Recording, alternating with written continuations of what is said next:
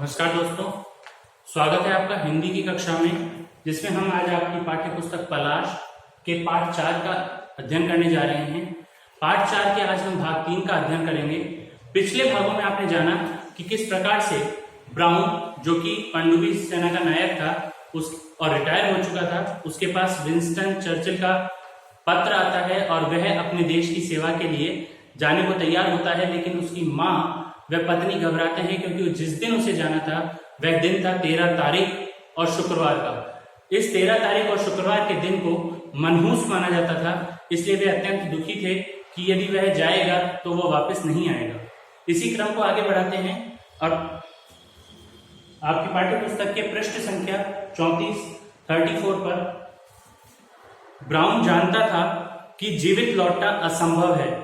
बड़ी मुश्किल से अपने को शांत करके इतना ही कह पाया, मुझे जाना ही होगा। ब्राउन को पता था कि यदि मैं गया तो शायद ही मैं वापस लौट पाऊं, लेकिन उसने अपने आप को शांत किया और वह अपने देश की सेवा के लिए जाने के लिए तैयार हुआ।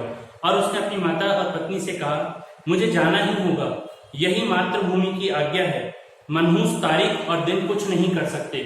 उसने कहा कि चाहे मनहूस तारीख हो या कोई भी अन्य परिस्थिति हो, लेकिन मुझे मातृभूमि की सेवा के लिए जाना ही होगा। और वह उन्हें रोता हुआ छोड़ करके जल्दी से चला गया। नियत दिन, नियत अर्थात निश्चित,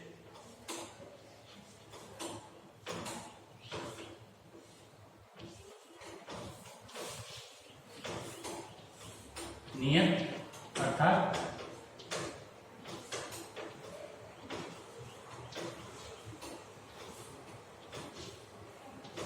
निश्चित दिन वह अपने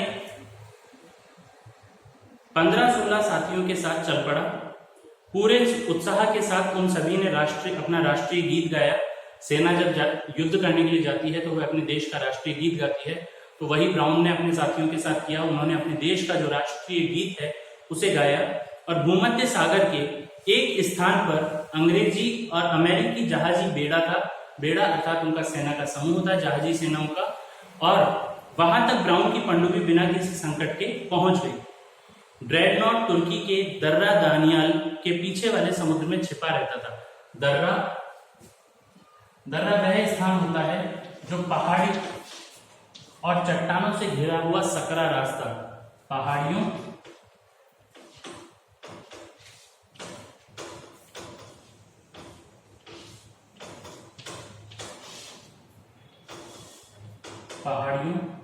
व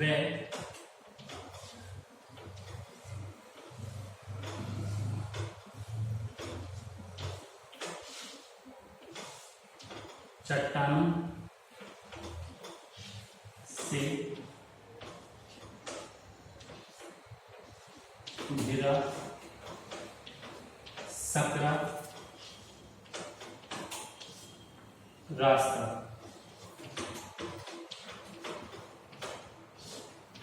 पहाड़ियों और चट्टानों से घिरे हुए सकरे रास्ते को हम कहते हैं दर्रा। और उस दर्रा दानियल के पीछे की तरफ समुद्र में ड्रेडनॉट छुपा रहता था, जो कि तुर्की सेना का जहाज था। वहां ब्राउन को पहुंचना था।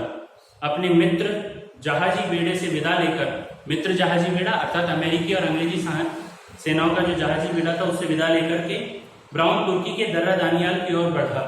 अनेक प्रयत्नों के बाद वह दर्रा दानियाल के मुहाने पर पहुंच गया। मुहाने पर यानी कि उसका जो प्रारंभिक स्थान था दर्रे का, वहां पर वे पहुंच गए।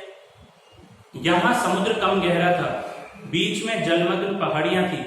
जलमग्न शब्द का अर्थ है जल में डूबी हुई। जलमग्न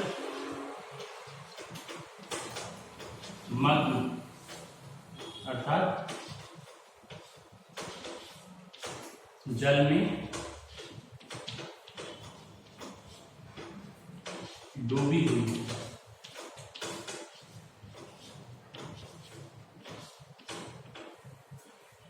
जल में डूबी हुई पहाड़ियां थी और ब्राउन सावधानी के साथ इन पहाड़ियों की तली में, तली मतलब जो पहाड़ियां हैं जो समुद्र में जल में डूबी हुई हैं, उनकी तली अर्थात उनके पैंदे में, उनके तल में चक्कर काटता हुआ दर्रा दानियाल के ठीक मुहाने पर पहुंच गया।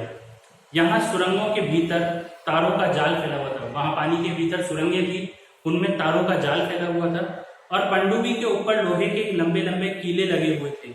पनडुब्बी तारों में अटक कर फट सकती थी और उसमें बैठे चालकों के टुकड़े टुकड़े हो सकते थे। ब्राउन को लगा कि यदि मैं इस सुरंग से जाता हूं तो उसमें जो तारों का जाल है उसमें पनडुब्बी पे लगे हुए कीले अटक सकते हैं और उससे पूरी पनडुब्बी फट सकती है और सभी के टुकड़े टुकड़े हो सकते हैं। पनडुब्बी अत्यंत सावधानी के साथ चलाई जाने लगी, फिर भी पनडुब्बी का एक कीला सुरंग के किसी तार में जा उलझा। सुरंग के तार से कीले को किसी तरह से छुड़ाकर पनडुब्बी धीमी गति से आगे बढ़ी। जब पनडुब्बी अंदर गई तो उसका एक कीला एक तार में फंस गया, लेकिन धीरे धीरे जा रही थी इसलिए ज्यादा नुकसान नहीं हुआ। और जब देखा कि वह कीला अटक गया है तो उन्होंने थोड़ा बहुत प्रयास करके उस कीले को निकालने का प्रयास किया और फिर पनडुब्बी दर्रा दानियाल के भीतर घुसी। दर्रा सकरा था अर्थात छोटा था, उसके पीछे विस्तृत समुद्र, विस्तृत अर्थात फैला हुआ समुद्र था। पनडुब्बी ने दर्रा पार कर लिया और समुद्र में पहुंच गई। जब दर्रा पार किया, वह जो दानियाल दर्रा है वो पार करके पनडुब्बी समुद्र में पहुंच जाती है। अपनी मंजिल के इतने समीप पहुंचकर ब्राउन और उसके साथी आनंद मग्न हो गए, आनंद में डूब गए, खुशी में डूब गए। जब उन्हें लगा कि हम अपनी मंजिल के बहुत नजदीक आ गए हैं तो वे अत्यंत खुश हुए। ब्राउन ने कहा, बस अब ड्रेडनॉट का पता लगाना है। कुस्तुतुनिया समीप ही है। कुस्तुतुनिया तुर्की का एक देश है जहां पे जहाजों का बंदरगाह है। जहाजों का वह स्थान जहां पे जहाज आके समुद्र के किनारे खड़े होते हैं उसे बंदरगाह कहा जाता है। तो उन्होंने कहा कि उसी के बंदरगाह में, कुस्तुतुनिया का जो बंदरगाह है जहां पे जहाज आके खड़े होते हैं, वहां ही ड्रेडनॉट होगा। कुछ समय बाद इंजीनियर ने बताया कि ड्रेडनॉट वहां से 1.25 मील की दूरी पर है। उसने, इंजीनियर ने देख करके बताया कि यहाँ से ड्रेडनॉट कुछ ही दूरी पर है। तुर्की का वह ड्रेडनॉट राजधानी के बंदरगाह पर स्थिर है। उस पर झंडा लहरा रहा था, परंतु उसकी बड़ी बड़ी तोपें गोले उगलने के लिए तत्पर दिखाई पड़ रही थी। उनको जहाज तो नजर आ गया, लेकिन जहाज पर उन्होंने तोपें भी देखी जो कि गोले उगलने को तैयार थी, यानी कि गोले फेंकने पर, कोई भी दुश्मन दिख जाए उस पर गोले फेंकने के लिए तैयार थी। ब्राउन ने अपनी पनडुब्बी का मोर्चा ठीक किया, यानी कि उसका स्थान ठीक किया। टारपीडो संभाला और आदेश दिया दागो। टारपीडो वह यंत्र होता है जिससे समुद्र के भीतर जो बम का गोला है वो फेंका जाता है और उसे कहा जाता है टारपीडो। जल के पर चलाए जाने वाला विस्फोटक गोला जो होता है उसे कहा जाता है टारपीडो। तो उसने अपने साथियों को आदेश दिया कि दागो, अर्थात ये गोला दाग दो। ब्राउन के आदेश का पालन हुआ। पनडुब्बी समुद्र की सतह पर आई और जब पनडुब्बी सतह पर आई तो ड्रेडनॉट के दूरबीन वालों ने उसे देख लिया और जान लिया कि पनडुब्बी किसी शत्रु की है। अब उसे गोला फेंकने के लिए समुद्र की सतह पर आना पड़ा और जब उसने समुद्र की सतह पर आई तो वहां पे जो ड्रेडनॉट के ऊपर दूरबीन वाले थे, यानी कि ड्रेडनॉट की सुरक्षा वाले अधिकारी थे, उन्होंने उसे देख लिया और जान लिया कि यह पनडुब्बी किसी शत्रु की है। उसने जवाब में एक गोला छोड़ा, परंतु ब्राउन की पनडुब्बी अपना टारपीडो छोड़कर जलमग्न हो चुकी थी। ब्राउन की जो पनडुब्बी थी उसने अपना टारपीडो छोड़ा और वो वापस जल में चली गई। ड्रेडनॉट की तोप का वार खाली गया, क्योंकि वो वापस जल में चली गई, इसलिए ड्रेडनॉट से जो तोप आई थी, तोप का गोला आया था, उसने पनडुब्बी को कोई नुकसान नहीं पहुंचाया, वो खाली चला गया। उधर ब्राउन का टारपीडो अपने निशाने पर लगा और बहुत भयानक विस्फोट हुआ। निशाने पर लगा जो टारपीडो, उसका निशाना क्या था? ड्रेडनॉट जहाज। तो ड्रेडनॉट जहाज पर लगा और बहुत बड़ा विस्फोट हुआ। कुछ मिनट बाद ब्राउन ने अपनी पनडुब्बी में से दूरबीन द्वारा देखा कि ड्रेडनॉट पूरी तरह समाप्त हो चुका है। ब्राउन और उसके साथियों ने प्रसन्न होकर अपना राष्ट्रीय गीत गाया। जब ब्राउन ने देखा कि जो ड्रेडनॉट जहाज है वो नष्ट हो गया है तो उसने जो है प्रसन्न होकर अपना राष्ट्रीय गीत गाया। अपने साथियों के साथ अत्यंत खुश हुआ और खुश होकर के उसने अपना राष्ट्रीय गीत गाया। तो दोस्तों, आज के लिए इतना ही। अगले भाग में हम फिर मिलेंगे। आगे ब्राउन की पनडुब्बी के साथ क्या होता है और वह किस प्रकार सकुशल अपने देश पहुंचता है या नहीं पहुंचता है, ये हम अगले भाग में पढ़ेंगे। तब तक के लिए शुक्रिया, धन्यवाद।